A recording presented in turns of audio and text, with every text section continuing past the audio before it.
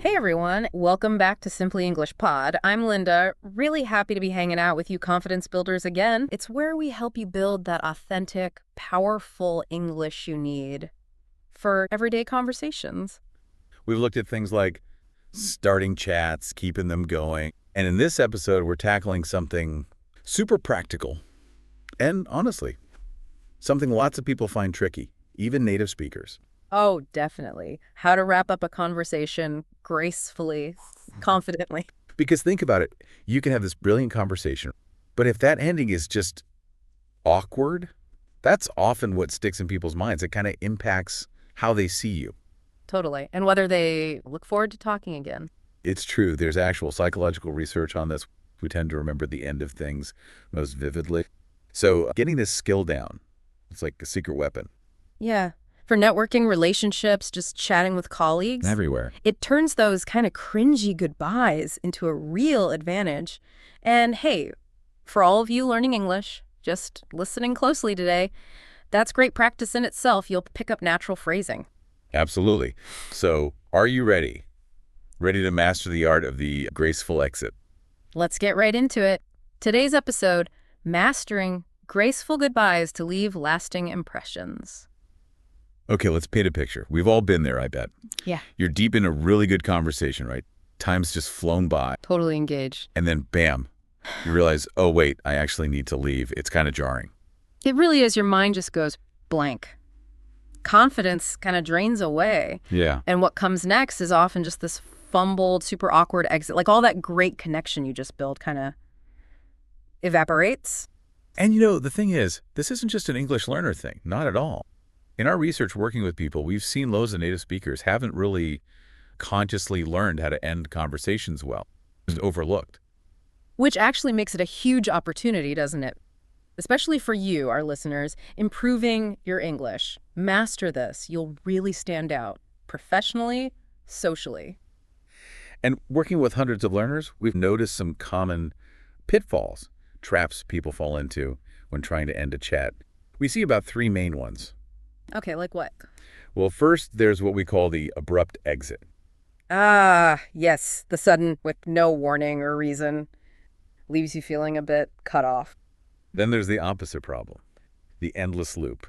Oh gosh, the worst. Where the conversation should have ended 10 minutes ago. Right. But nobody knows how to stop it, so it just keeps circling and circling, getting more and more uncomfortable. And the third one we call the cultural miscue. This one's important.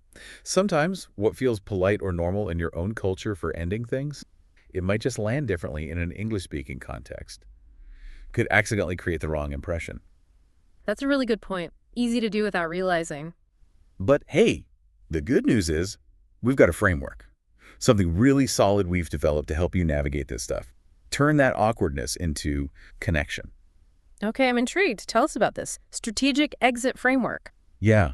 So we basically analyzed loads of really successful, smooth conversation endings across different situations, cultures, and we boiled it down to this framework. It works pretty much anywhere. All right, let's break it down. Technique number 1. Number 1 is the authentic reason technique. Okay, authentic reason. Yeah. Look, the absolute foundation of a graceful exit is just giving a brief, genuine reason why you need to wrap up. Not some crazy, elaborate story. No, it's not about excuses. They have basic respect, really. Respect for the person, the conversation you just had. But authenticity, not oversharing. That's key. What's a good example? Keep it simple. Like, I actually need to prepare for my next presentation, but wow, I've gained so much from our chat. Nice. Simple, positive. Or, my next meeting starts in about 10 minutes, and I really want to think about how to apply what you just shared. Oh, I like that one. Shows you were listening. Yeah. Or maybe, I promised I'd connect with a colleague today, so I should probably wrap this up, but I'm so glad we had this chance to talk. See? Authentic, brief, polite. Yeah, those are great. And you mentioned research. Giving a reason actually helps. It really does. There's research showing something like a 74% drop in what they call rejection sensitivity when a genuine reason is offered. People just accept it better. Wow, okay. Makes sense. So here's a little practical tip. Maybe keep a mental list. Just 2 or 3 go-to authentic reasons that usually fit your schedule. Oh, smart, like having them ready. so you're not scrambling in the moment. Love it. Okay. Technique number 2 in the framework. This one is what we call the value acknowledgement technique. And honestly, this is like a conversation superpower. Ooh, superpower. Tell me more.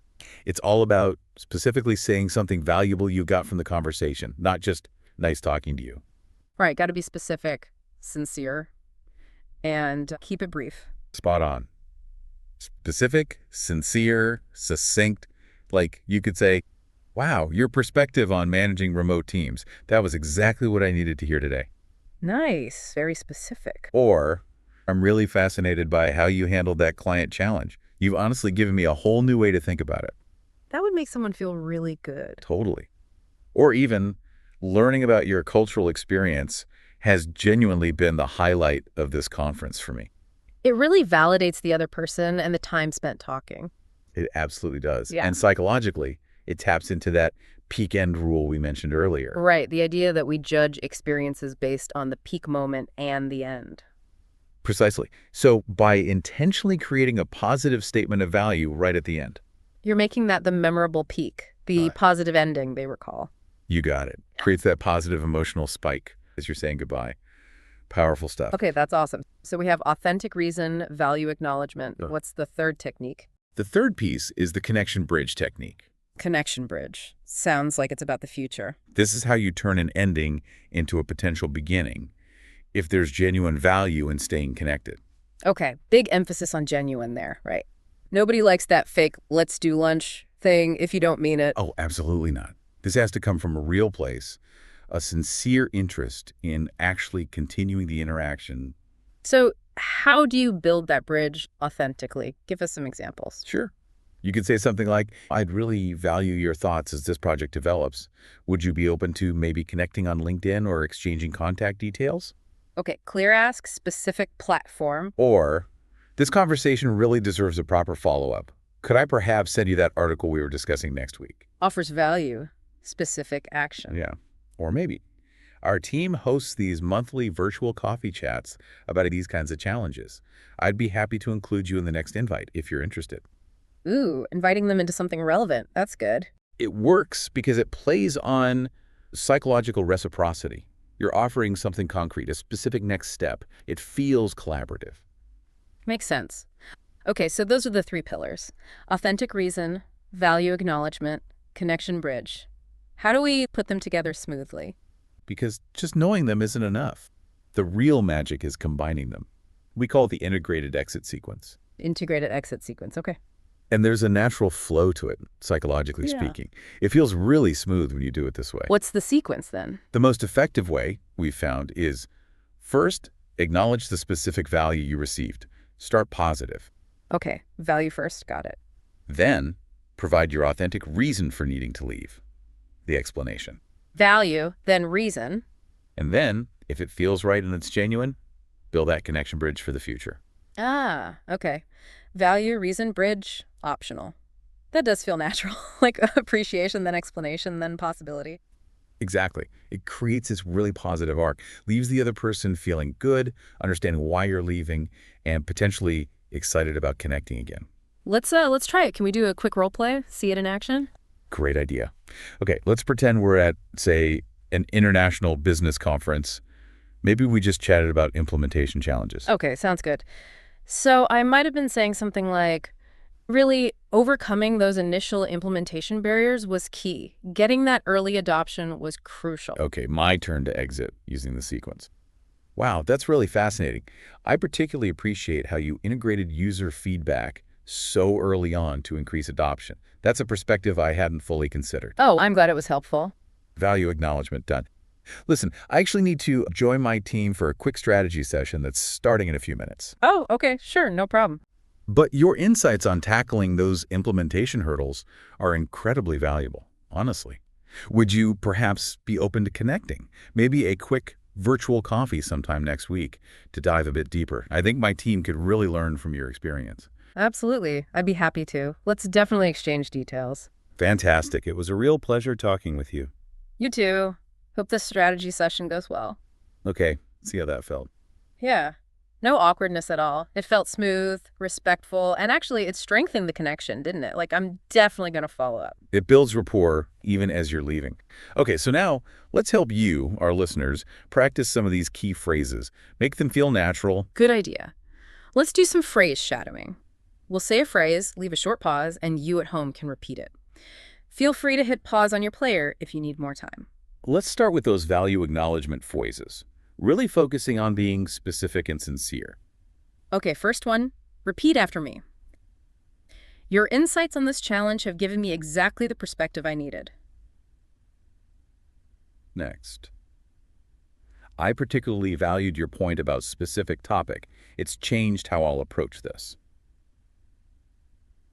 This conversation has been incredibly valuable, especially your thoughts on specific element. Great. Now let's try some authentic reason phrases. Remember, brief and genuine. I should prepare for my next commitment, but I'm so glad we had this chance to talk. I promised to connect with my team before the end of the day, so I should wrap up. I want to reflect on what you've shared before my next meeting begins.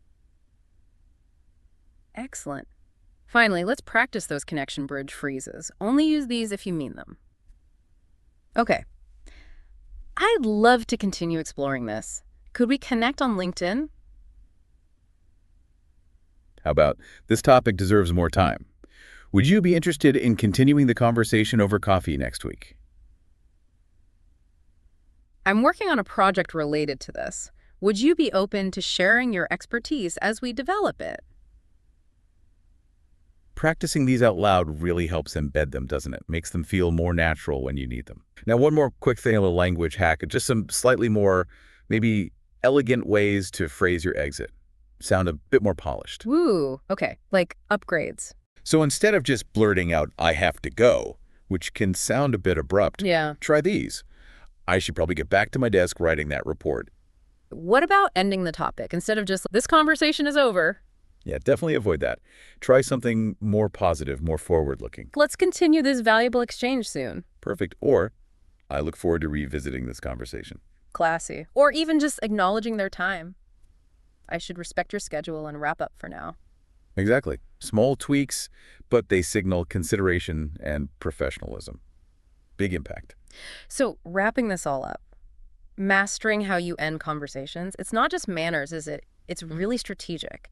It's about relationship building, leaving that great, memorable impression. Totally. Using that strategic exit framework, value, reason, bridge, you're not just saying goodbye. You're potentially opening doors to future opportunities, stronger connections. You really are. You'll probably find people remember you more positively. They're more open to future interactions. Okay, so here's your action challenge for this week.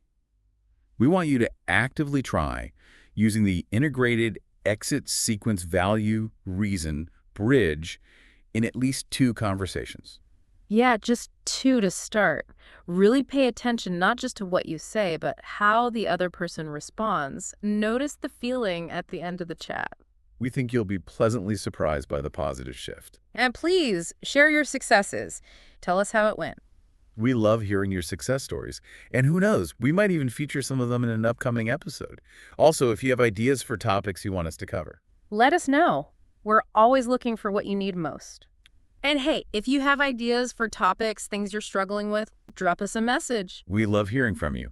All right, until next time. Keep practicing, keep building that confidence, and keep transforming your English with Simply English Pod. We're here to help your everyday English become your superpower. See you next time.